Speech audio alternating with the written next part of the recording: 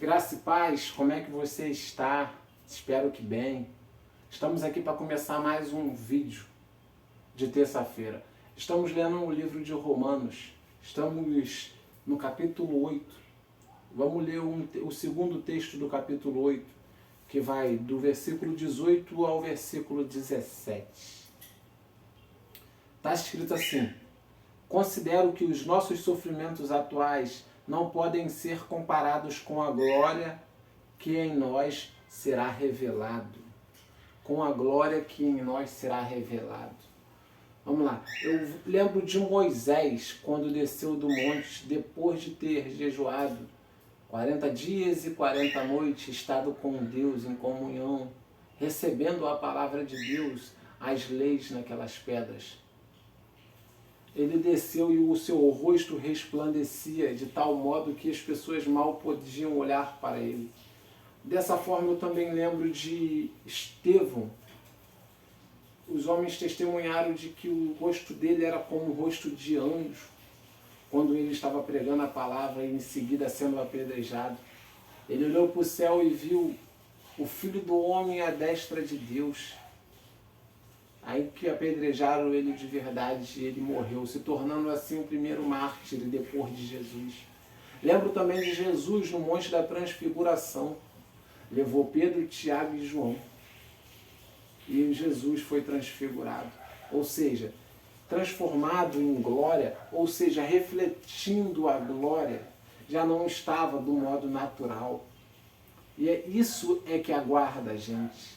Isso é que aguarda a gente. Por isso que Paulo fala que considera os sofrimentos atuais, que não consideram nossos sofrimentos atuais, não podem ser comparados, ou seja, os sofrimentos atuais não podem ser comparados. Se hoje nós somos humilhados, se hoje nós somos rejeitados, se hoje nós somos maltratados, se hoje de alguma forma tratam a gente com preconceito, isso não é nada comparado ao que Paulo disse. Mas Paulo foi açoitado, Paulo foi perseguido, Paulo sofreu naufrágio, passou fome, passou sede e ainda disse isso. A gente que passa tão pouco quer comparar essa pouca dificuldade com o que está por vir.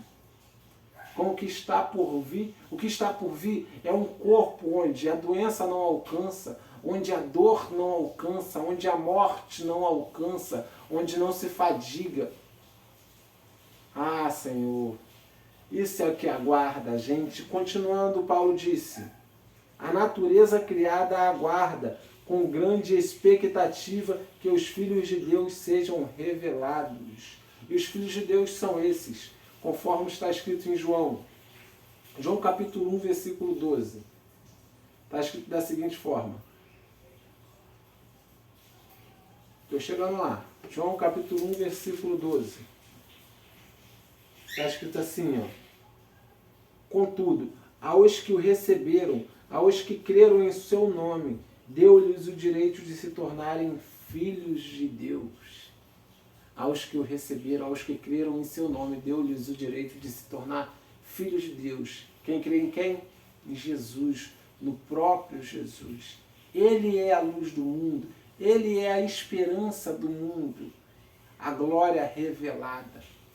E agora a criação, agora o nosso próximo, agora o mundo espera e fica na expectativa de que Deus se revele em nós, de que nós nos revelemos filhos de Deus. Como? Praticando a sua palavra, nos tornando luz como Jesus era luz.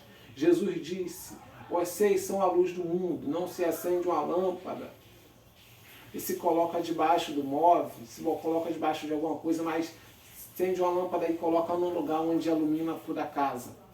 Assim somos nós, na mão de Deus, como lâmpadas, para iluminar na nossa escola, no nosso trabalho, em casa, na rua, onde a gente estiver, que nós sejamos lâmpada. A lâmpada é esperança para quem está em trevas. Imagina o fundo do poço, lá no fundo mesmo, quando a gente vê um pinguinho de luz, um foquinho de luz tão pequena, e aquela luz nos dá esperança, porque ali a gente vê uma saída. Ali a gente vê a esperança de clareza, a esperança de compreensão, a esperança de entendimento, a esperança de para onde ir. E é isso que nós somos para o mundo, ou é isso que nós temos que ser para o mundo? Como seremos isso praticando a palavra? O salmista, compositor do Salmo 119, no versículo 105 diz: lâmpada que ilumina os meus passos é a sua palavra, e luz que clareia o meu caminho. A sua palavra. Jesus é a própria palavra. Jesus é em nós, é luz para o mundo. Jesus é a luz primária, é o primeiro Filho de Deus, é o primogênito e é a luz primária.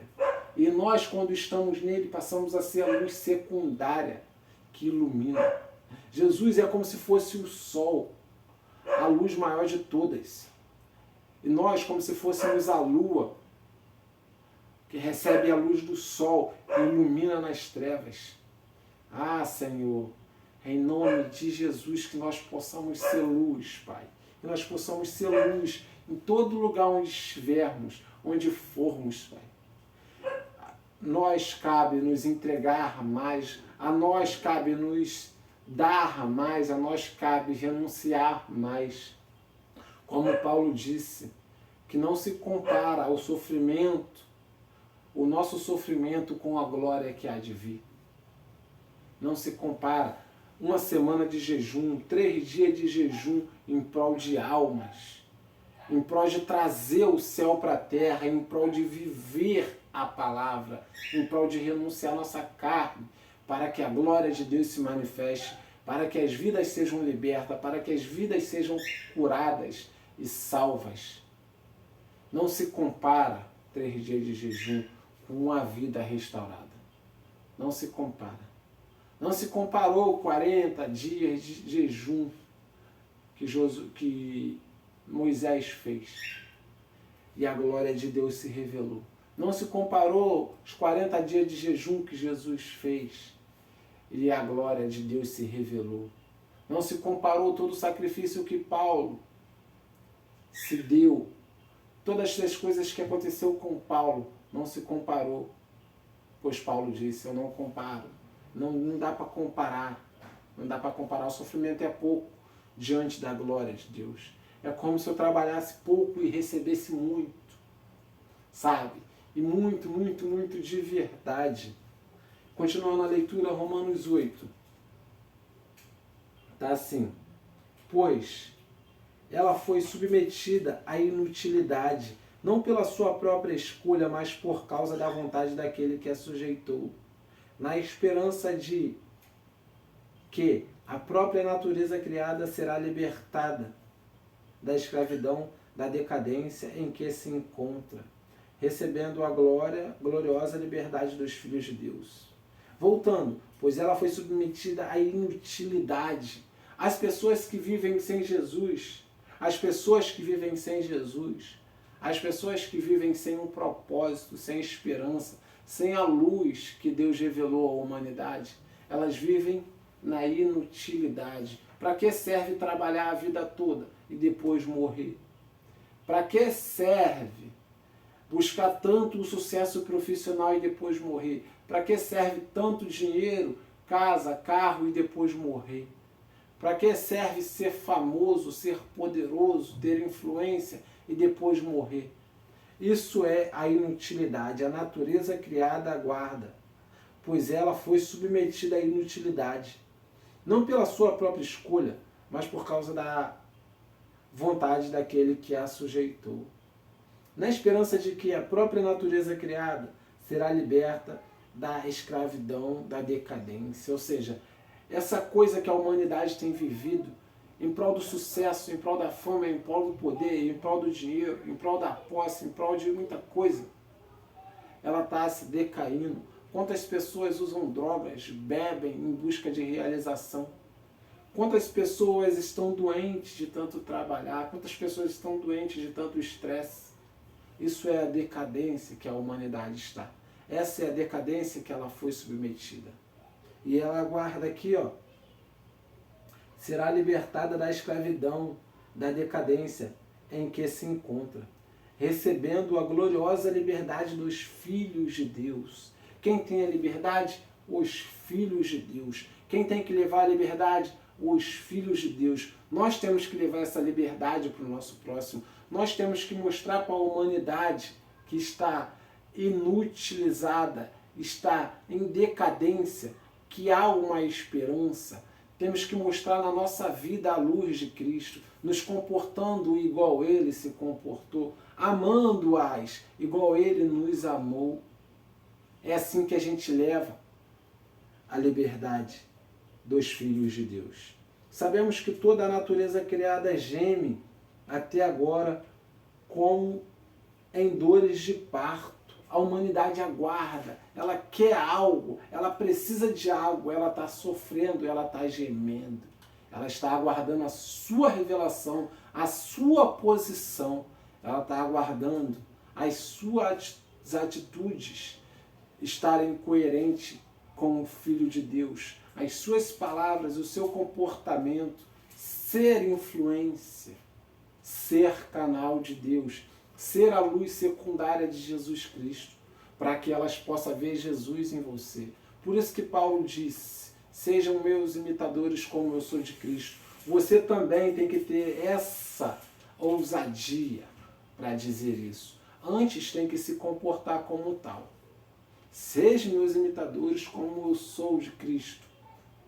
O que significa? Eu me comporto igual a Jesus Cristo. Então me imitem, que se vocês me imitar, vocês vão estar imitando Jesus Cristo. Daqui mais para frente, vocês vão conhecê-lo. Vocês não precisarão mais me imitar. Imite ele diretamente. Se direcione a ele diretamente. Continuando. E não só isso, mas nós mesmos que temos os primeiros frutos do Espírito, gememos interiormente, esperando ansiosamente nossa adoção como filhos e redenção do nosso corpo. Qual é o cristão que não sente vontade de sentir amar a Deus? Qual é o cristão que às vezes não se encontra triste e cabisbaixo, não se encontra com saudade, não se encontra carente, não se sente só? Às vezes a gente se sente assim também. Nós temos um pouco do Espírito, mas Deus tem mais para nós. Deus tem mais para a gente. Pois nessa esperança fomos salvos. Mas a esperança que se vê não é esperança. Quem espera por aquilo que está vendo? Se esperamos o que ainda não vemos, aguardamo-lo pacientemente. Pois os nossos olhos naturais, a nossa conduta natural, é impossível ter contato com Deus. É preciso a gente renunciar muito ao nosso eu. E ainda, alguns de nós têm poucas experiências com Deus. Poucas. Qual é o cristão que não quer ter experiência com Deus? Qual é o cristão que não quer ouvir, que não quer ir ter com Ele, não quer ser levado ao trono de Deus como João foi levado, não quer ser levado ao terceiro céu como Paulo foi levado? Qual é o cristão que não quer ter essas experiências? Todos nós queremos. Mas da mesma forma, o Espírito nos ajuda em nossa fraqueza, pois não sabemos como orar. Mas o próprio Espírito intercede por nós com gemidos inexprimíveis. E aquele que sonda os corações conhece a intenção do Espírito, porque o Espírito intercede pelos santos, de acordo com a vontade de Deus. Isso diz a respeito de quando a gente não consegue orar, de quando a gente não sabe usar as palavras, pois às vezes nem nós mesmos sabemos o que precisamos. Às vezes a gente senta para orar e a nossa oração é básica. Às vezes a gente se ajoelha para orar, a orar deitado, em pé, da forma que orar. Às vezes a gente para orar e as palavras são as palavras básicas, as palavras costumeiras. Aí a gente se sente como se a gente não estivesse conseguindo acessar a Deus. Mas o Espírito Santo que está em nós, ele intercede por nós, ele ora por nós da maneira que precisamos, da maneira que nós não conseguimos. E Deus recebe a oração do Espírito Santo. Pois assim como Deus sonda os nossos corações, Deus sabe e Deus ouve o próprio Espírito. Deus sente o próprio Espírito, pois afinal de contas o Espírito Santo é o próprio Espírito de Deus, que está em nós, que é o nosso companheiro, que é o nosso consolador. Jesus Cristo, eis que vou e enviarei, que enviarei o Consolador, o Espírito da verdade, ele os guiará a toda a verdade. É esse Espírito Santo que intercede por nós. Espero que você tenha compreendido e que essa palavra tenha sido útil para a sua vida. Um grande abraço, fica com Deus.